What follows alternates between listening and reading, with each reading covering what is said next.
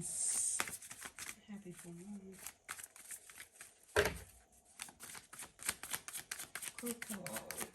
So Aries, you have the King of Swords coming out. Saturn energy. Alright, so this for me is indicating obviously some type of struggle, some type of blockage, some type of delay. But as always, it's for the greater good, right? Something to do with the consciousness with these purple feathers here at the bottom here. This is also an Aquarius card, but we do see Saturn up at the top here. And Saturn is traditionally ruler of Aquarius, but in modern times, that's not the case.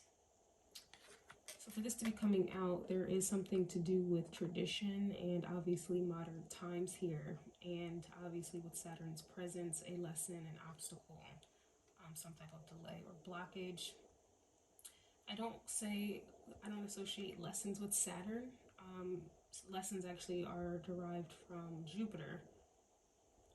Jupiter is the lesson, and Saturn is just the road, the path, the challenge to learn said Jupiter lesson. So I don't associate Saturn energy with lessons. All right. But with Aquarius energy here, it's definitely giving me a vibe where it's like independent thought. Okay, you know, when I say independent thought comes from Mercury, and Mercury astrologically squares Mars, which is your ruling planet. So Mars and Mercury don't necessarily get along. And so with that being said, all of this information is coming out on just this one card. There's something to do with independent thought or structured thought. And again, astrologically speaking, your energy, your ruling planet, and Mercury, which rules thoughts, processes, and things like that, they don't get along, right? You like to act first, and you might think about it later. You might. Okay, so there's something here to do with a disciplining of the mind, but also some type of independent thought, or I suppose some type of like detachment, but I more so kind of get disassociation. This also kind of feels like upcoming energy when Saturn goes direct, and it'll eventually go back into Aries. And that's not until sometime next year. So, you know, this is definitely giving me like obviously like a what's to come type of vibe. We do have the Queen of Pentacles coming out. So we have Air, Aquarius, or it could be Air, Libra, Aquarius, or Gemini. We have the Queen of Pentacles, which could be Capricorn, Virgo, or Taurus. Two major arcanas here.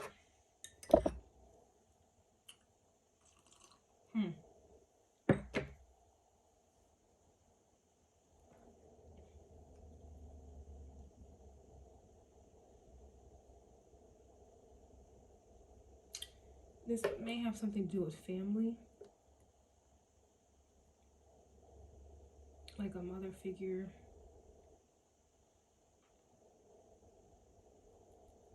Something to do with a mother figure here. This crow is looking at the King of Swords. This King of Swords is looking outwardly. And then again, back to the consciousness. Like, a lot of times our parents are responsible for our consciousness. You know, things that we think, how we think, why we think the way that we think. Okay, so this has to do with some type of family dynamic, and dare I say, a lack of independent thought.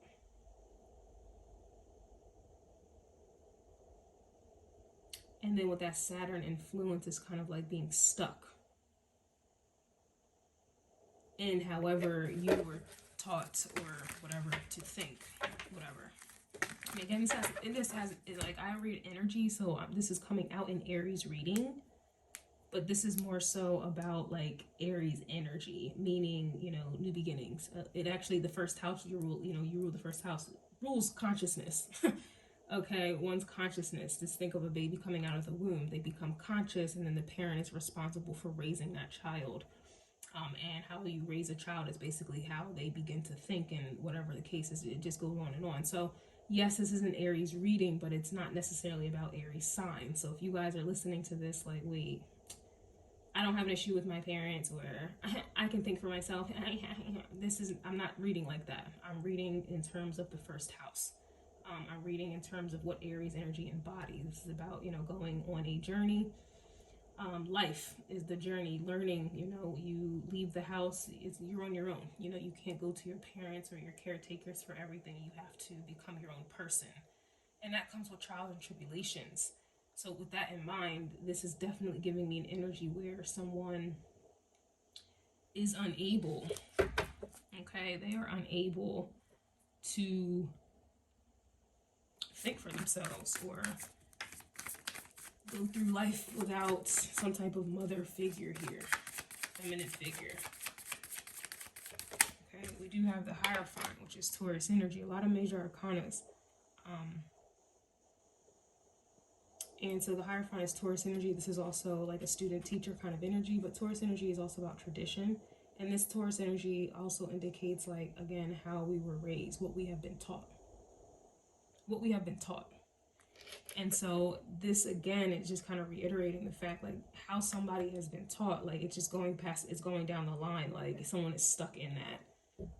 Someone, you know, they can't formulate their own thought or do their own thing. Like, so this is someone who is dependent on this mother figure, or someone who nurtured them growing up or took care of them here or something like that. But I do kind of get like a mother figure. That fell on the ground, but I'll take it. We have the Ace of Cups coming out. And to me, the Ace of Cups is obviously like the Holy Grail, but it reminds me of like Pisces energy, the womb, you know, being in the womb and then coming out Aries energy into the world, right? It really gives mother vibes. Whether you're a man or a woman, it's definitely giving mother vibes, and not being able to detach with the Four of Pentacles here reverse. Mother or father vibes, whatever, but there's an inability to let go. Or there is a need to let go. We have the Tower here in the reverse. This would cause a Tower. So this is really, like, I just heard the word umbilical cord. Like, it's just an energy where someone is unable. They're unable to let go because whatever they're receiving from this said mother figure or father figure, it's like they're obviously still receiving it, but it's like they need it. Like, here's the Crow. It's kind of giving Libra energy here with the balancing and the scales, but I do see the Six of Pentacles as Virgo energy. And it's interesting because I do connect my readings. Everything connects for me. So I just did the love messages, and we already know family dynamics always interfere with relationships, intimate relationships. And Virgo energy's reading, it was titled, They Need You. They know that they know that you know that they need you. X, Y, and Z. You'll have to watch those readings. So there's a need here with the Six of Pentacles. This Crow is calling out, like, feed me. We already kind of know, you know, certain birds, they rely on their mother to feed them worms, right? This is kind of the vibe that I'm getting. And I do feel like even though the Four of Pentacles, you know, with it reversed can indicate that something has been let go of, or there is, you no longer value it, or, you know, you're obviously not holding on to it. For me, with it reversed is indicating an inability to let go. Why? Because Saturn's presence is here. And then someone's consciousness being here, and then there being a throne built upon that consciousness. So it's like that Tower was coming out reversed because it's like being unable to detach or to modernize oneself. Like someone's stuck in tradition, someone's stuck in what they've been taught, okay, and who taught it, right? They're stuck in this belief. And detaching from that would cause a complete Tower, including this throne that somebody has built their lives on. Like this would require someone completely starting over, and obviously someone doesn't want or cannot do that. We have the Two of Pentacles trying to come out. Now I'm going to get into this further in the extended. Okay, and that's going to be available on YouTube members or Patreon. I am still working on Vimeo so that you guys can just purchase the video as a one-time deal instead of a subscription if you don't want to be, you know, in a subscription. So give me some grace and some patience with that. I'm working on it. But all of the links below, if you're interested in extended versions, will be in the link in the description box below. So I'm going to go ahead and pull oracles at this time, but then I'm going to go deeper into this reading in the extended for Aries energy, first house energy. Especially with this full moon, we know full moons do talk about releasing. This also talks about things coming into fruition, like you can finally see it. Like, example, just think of it like someone being pregnant, for example, right? You don't really see it in the beginning. A full moon would obviously be, oh wow, I can see I see your stomach. Like, you can see something fully, like you can see it into fruition. Or take it a step further, someone giving birth. Now you actually see a damn baby here. That's full moon energy. Like, you get what I'm saying? Like, something is a full circle. Something has come full circle. You can see something for what it is. And with that, it's kind of like when I speak on it like that, it's kind of like everything else before full moon energy is secret. Something is a secret. You're not aware of it, right? Some people may be aware of it, but usually it's a secret until it becomes full, until you can see it, which is full moon energy. Everyone can see the full moon. Nobody really gives a fuck about a waning, waxing moon, right? We have Gemini energy, which is about the thought. Okay, and like I said, thought processes, Mercury. Remember, I mentioned Mercury in the beginning of the reading. So Gemini's energy is here. I also know that Uranus is currently occupying the Gemini at this moment. And with Uranus there, which rules Aquarius, going back over here with the King of Swords, Uranus in Gemini is like it's like an update. You guys may even be noticing like your computers need updates constantly these days, or you just need to get your phone updated, or there's always some type of update. That's Uranus and Gemini energy, but this is regarding someone's mind, mental.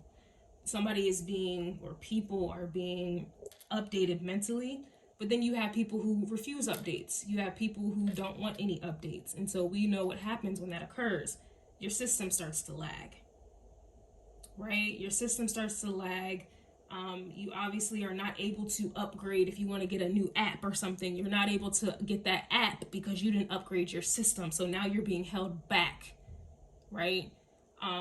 That's also, look at it in terms of someone's mental. Like, if someone is unwilling to upgrade their mind by way of new information, new perspectives, whatever the case is, then they will be held back mentally, and therefore they cannot upgrade. Therefore, they're not going to be able to attract people who are on like a higher level, or that they can learn from, something like that.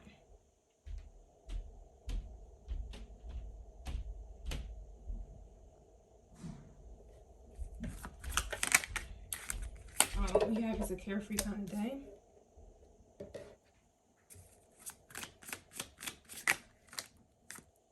Pressure makes diamonds don't fold. And then we have beware. There's the medium practitioner, witch doctor, and or low vibrational entity attempting to tap into your energy. So when I talk about upgrades, like, that's essentially what it is. Eventually, some systems, they're susceptible to viruses.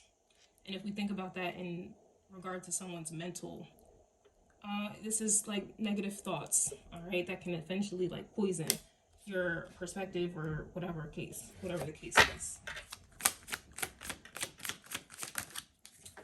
And lastly, we have justice will be served.